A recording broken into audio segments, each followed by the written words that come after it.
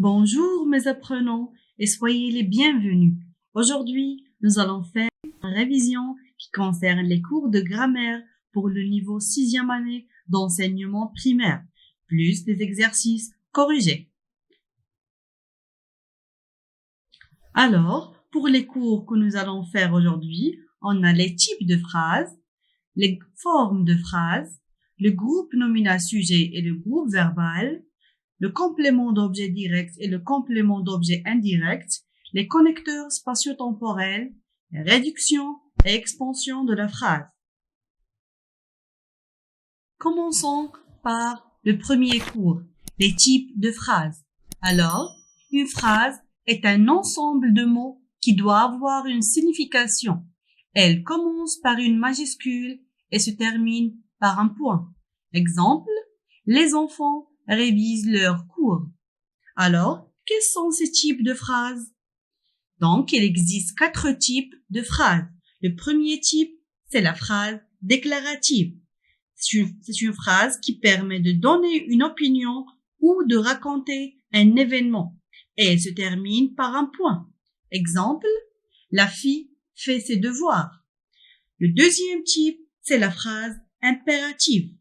Elle permet de donner un ordre ou un conseil. Et elle se termine soit par un point ou bien par un point d'exclamation.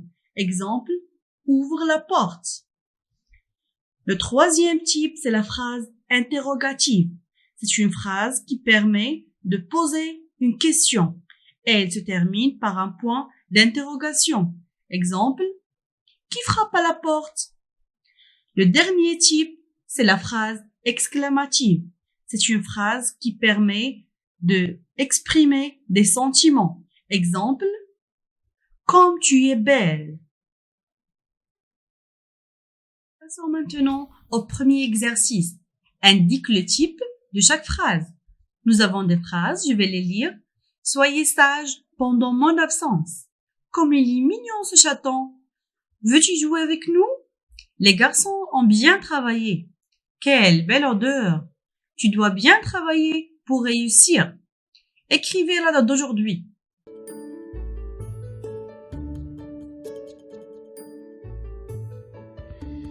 Bien. Donc, pour la première phrase, regardez. Donc, on a « Soyez sage pendant mon absence ». Donc, on a un verbe conjugué à l'impératif. Donc, c'est une phrase impérative. Donc, nous avons « Comme il est mignon ce chaton ». Donc, on a exprimé un sentiment. Donc, c'est une phrase exclamative.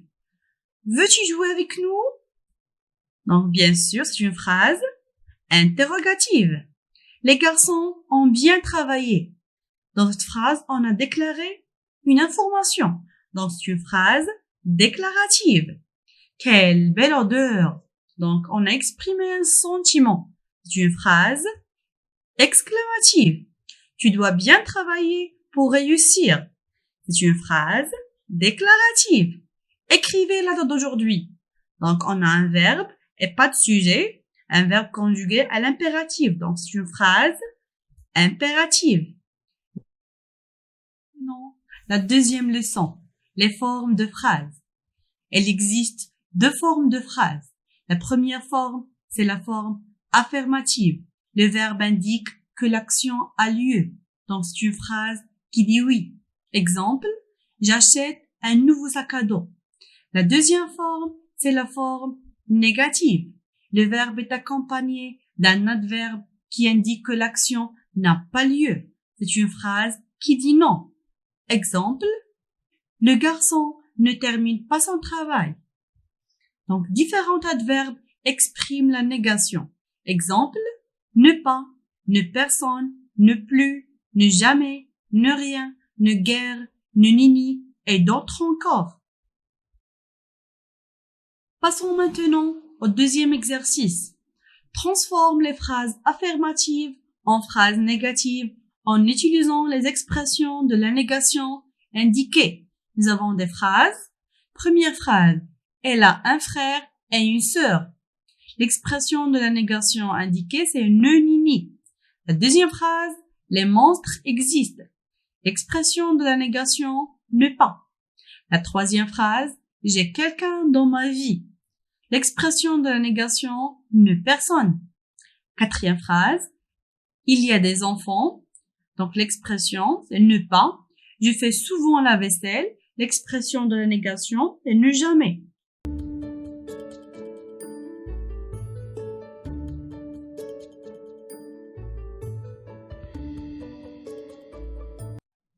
Bien, donc pour la première phrase, elle a un frère et une sœur. L'expression qu'on va utiliser, c'est ne ni ni. Donc on va dire, elle n'a ni frère ni sœur. Regardez bien que les articles indéfinis un et une n'existent plus dans la forme négative. Bien, pour la deuxième phrase, les monstres existent. On va utiliser l'expression ne pas. Et rappelez-vous bien que qu'on met le verbe entre ne et pas. Donc, on va dire les monstres n'existent pas. Bien, pour la troisième phrase, j'ai quelqu'un dans ma vie. L'expression utilisée, c'est ne personne. Donc, on va dire je n'ai personne dans ma vie. Toujours le verbe entre ne et personne ou bien ne et pas. Donc, je n'ai personne dans ma vie.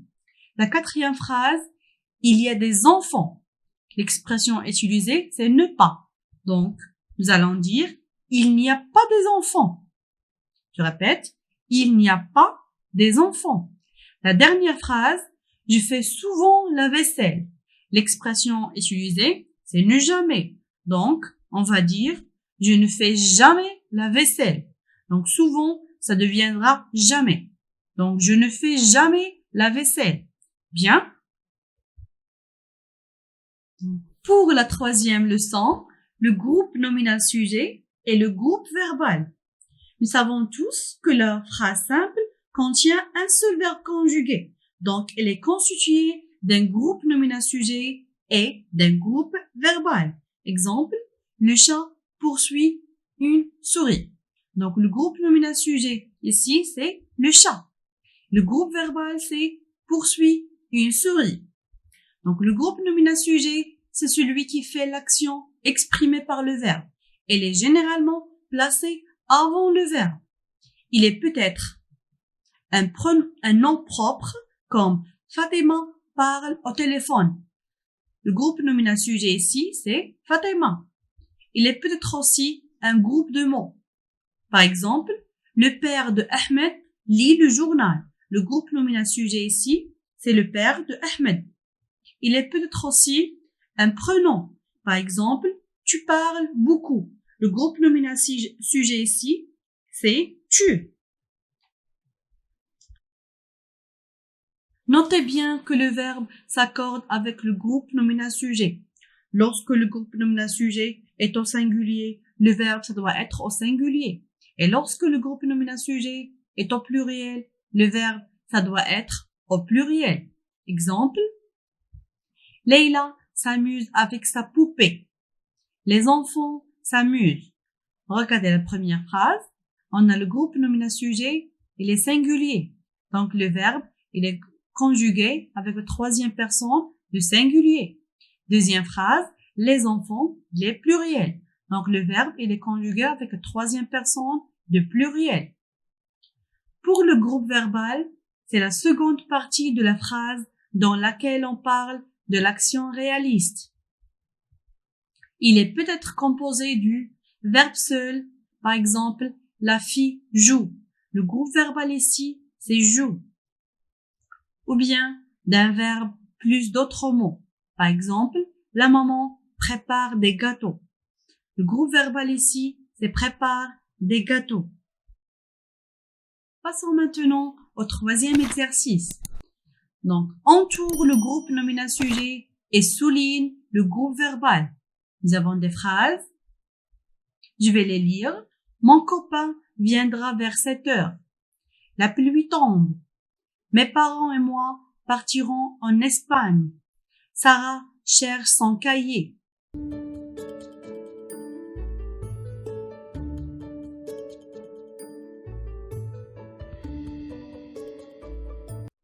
Pour la première phrase, mon copain viendra vers 7 heures. Donc, le verbe, c'est viendra. Donc, pour le groupe nominal sujet qui est avant le verbe, c'est mon copain. Pour le groupe verbal, c'est viendra vers 7 heures. La deuxième phrase, la pluie tombe. Donc, le verbe, c'est tombe. Donc, le groupe nominal sujet, c'est la pluie. Le groupe verbal, c'est tombe. Pour la troisième phrase, mes parents et moi partirons en Espagne. Donc, le verbe, c'est partiront. Donc, le groupe nominal sujet qui est toujours avant le verbe, c'est mes parents et moi. Le groupe verbal, c'est partiront en Espagne. La dernière phrase, Sarah cherche son cahier. Le verbe, c'est cherche. Donc, le groupe nominal sujet, c'est Sarah. Et ce qui reste, c'est le groupe verbal. Bien, passons maintenant au quatrième exercice. Complète les phrases suivantes avec le pronom personnel qui convient. Phrase 1. Descends de l'autobus. Phrase 2. Aide ta maman dans la cuisine. Phrase 3. Sont très gentils. Phrase 4. Allons au pique-nique. Bien, donc prenez un peu de temps pour faire l'exercice. Bien, donc pour la première phrase, nous avons descend de l'autobus. Donc le verbe, il est conjugué avec la troisième personne du singulier. Donc on peut utiliser il comme on peut utiliser elle. Donc on va dire il descend de l'autobus.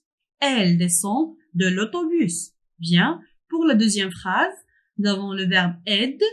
Donc terminaison c'est es. Donc on peut dire je ou bien tu. Mais regardez bien, on a ta maman. Donc, le pronom personnel qui convient, c'est tu. Donc, tu aides ta maman dans la cuisine. Troisième phrase, sont très gentils. Bien, donc, c'est le verbe être conjugué, le troisième personne de pluriel.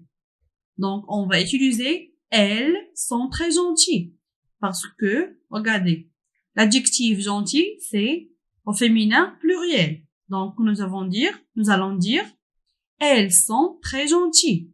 Pour la dernière phrase, nous avons allons au pique-nique. Le verbe aller conjugué avec le premier personne du pluriel.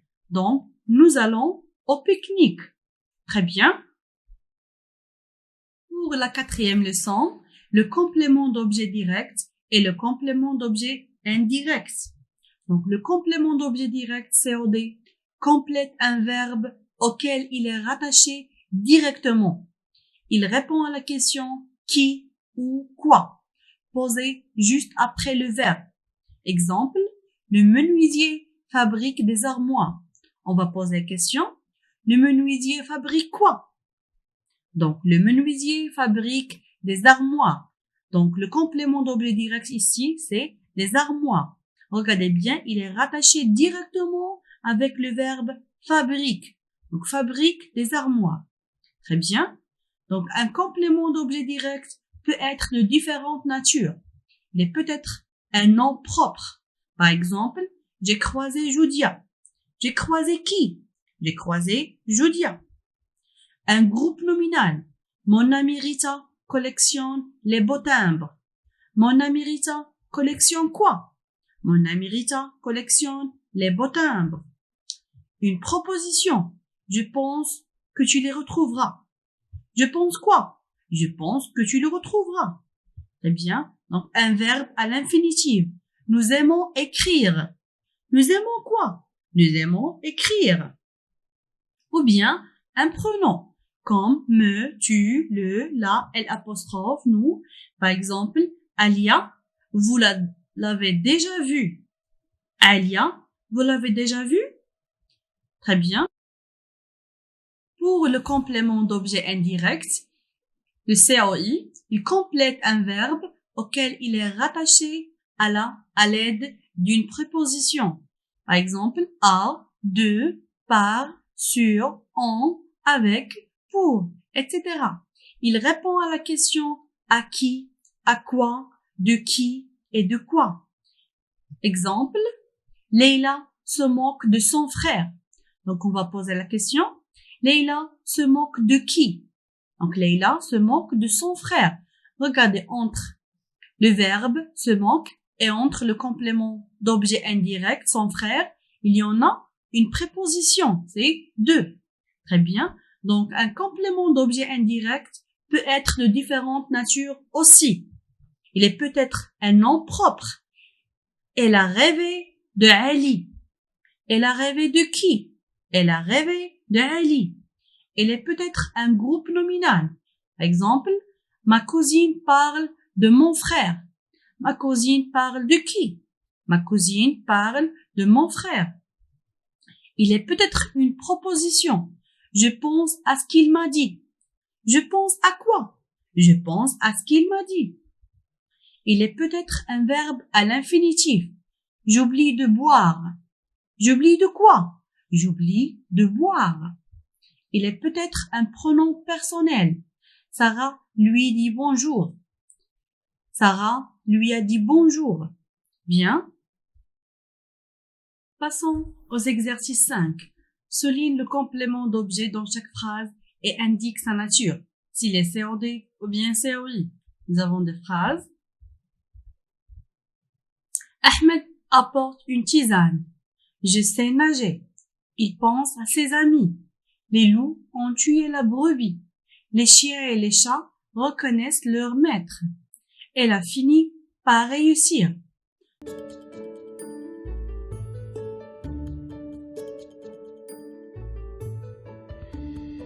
Bien. Donc, pour la première phrase, donc, Ahmed apporte une tisane. Donc, bien sûr, Ahmed, c'est le sujet. Apporte, c'est le verbe. Donc, une tisane, c'est le complément. Donc, regardez bien, entre le verbe et le complément, il n'y en a rien. Donc, c'est un complément d'objet direct. Je sais nager. Donc, je, c'est le sujet. C'est le verbe. Nager, c'est le complément.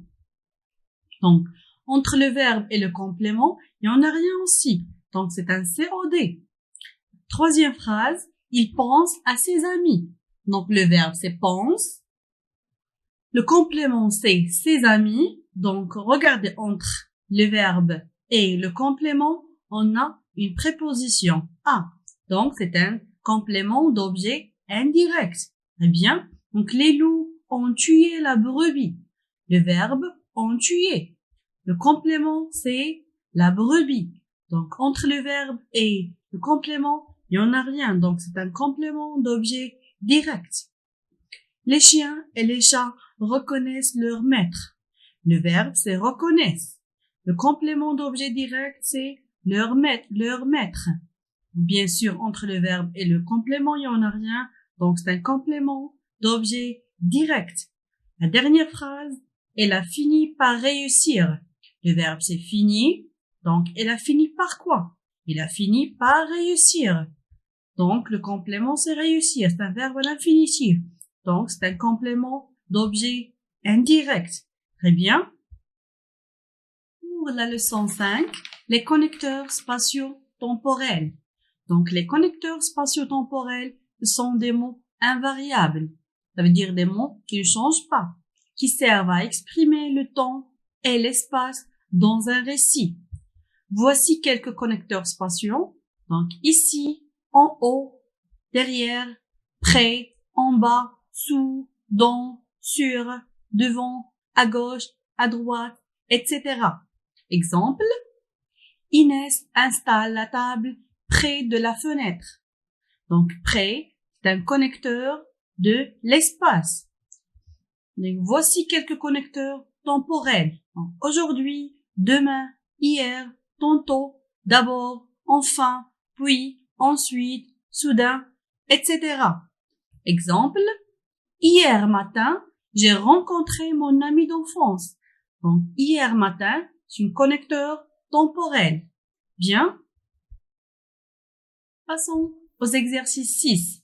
Souligne les connecteurs spatiaux, ça veut dire de l'espace, et entoure les connecteurs temporels, ça veut dire du temps, dans les phrases suivantes. Nous avons des phrases. Donc, le chat se trouve sous la table. Demain, Sarah viendra dîner avec nous. Durant la journée, il y a trop de va-et-vient. L'avion vole au-dessus des nuages. Pierre et moi irons au théâtre et ensuite nous irons souper. L'entrée de cette maison est à gauche du portail. Prenez un peu de temps pour faire l'exercice. Bien. Donc, pour la première phrase, le chat se trouve sous la table.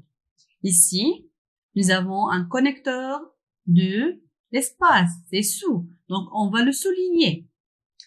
Pour la deuxième phrase, nous avons demain Sarah viendra dîner avec nous. Donc, nous avons un connecteur de temps. C'est demain. Donc, on va l'entourer. Pour la troisième phrase, durant la journée, il y a trop de va-et-vient. Donc, dans cette phrase, nous avons un connecteur de temps. C'est durant. Donc, on va l'entourer.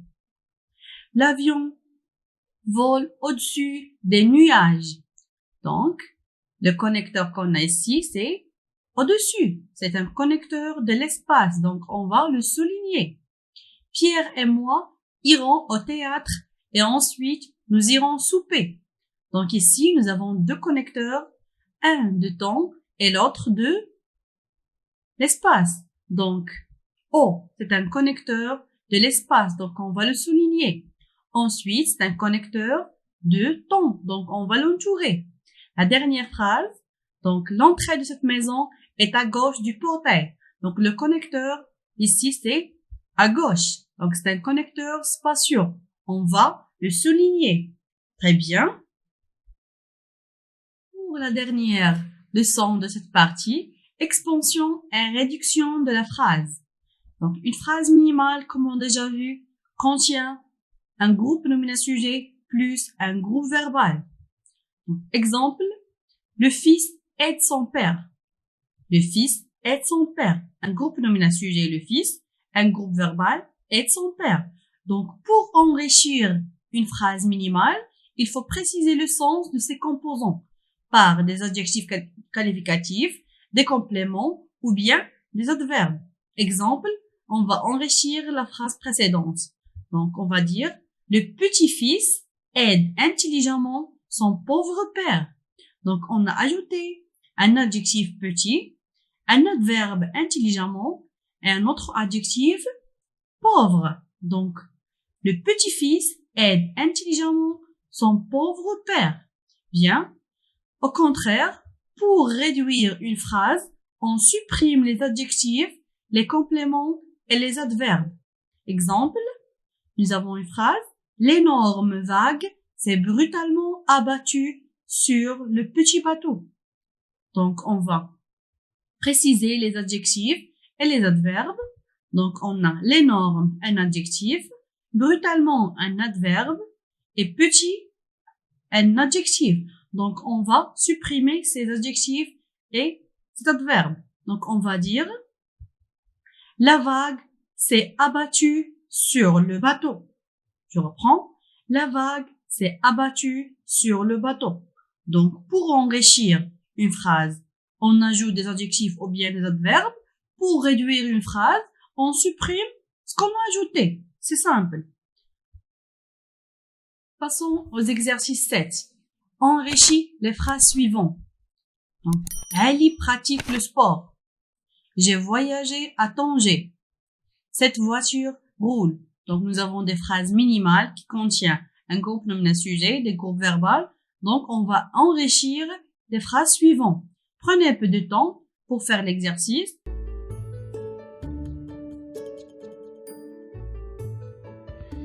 Pour la première phrase, Ali pratique le sport. Donc, on peut dire Ali pratique toujours le sport à la salle de son quartier. Donc, on a ajouté toujours et on a ajouté un complément circonstanciel de lieu à la salle de son quartier. Donc, Ali pratique toujours le sport à la salle de son quartier. Deuxième phrase, j'ai voyagé à Tanger. Donc, on peut dire la semaine dernière ou bien le mois dernier ou bien l'année dernière, j'ai voyagé avec ma famille à Tanger.